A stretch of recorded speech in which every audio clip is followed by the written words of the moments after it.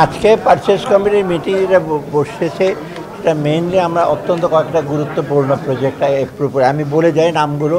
অন্য একটা হলো আপনার চট্টগ্রাম বন্দরে কন্টেনার হ্যান্ডলিং করার জন্য একটা আমাদের ইস্যু আছে, সেটা আমরা করছি, কারণ কন্টেনার হ্যান্ডলিংয়ের ব্যাপারে একটু ইস্যু হচ্ছে। দ্বিতীয়ত হলো অ্যাজ ইউজুয়াল ডিএপি সার, ইউরিয়া সারের জন্য আমরা অ্যাপ্রুভ করেছি।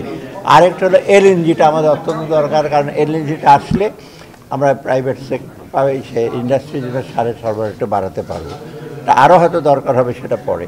তারপরে আপনার রংপুর এলাকায় প্রাইমারি স্কুলে 23টা প্রাইমারি স্কুলটা রিনোভেট করা এবং ওটা ডিজাস্টার ম্যানেজমেন্টের জন্য শেল্টার হিসেবে ব্যবহার করা হবে, ওটাই ইম্পর্টেন্ট।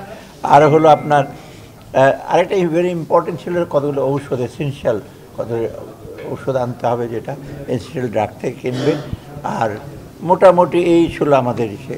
আর কয়েকটা নৌযান প্রকিউর করতে হবে। নৌযান মানে যেগুলো আপনার ফিডার ভেসেল টেসেল সেইগুলোর জন্য। অর্থাৎ মোটামুটি আপনারা দেখছেন একটু বৈচিত্র্যময় কতগুলো অর্ডার। এটা পারচেজ কমিটি নির্বাচনের জন্য অর্থ যা বরাদ্দ দেওয়া হয়েছে এবং নির্বাচনীতে অর্থ যা দেওয়া হয় সেটা কোনো আমরা কার্পণ্য করবো না। আর কিছু বলার দরকার নেই। পরে বাজেট তো আজকে শুধু শুরু হলো, আজকে তো কালকে থেকে।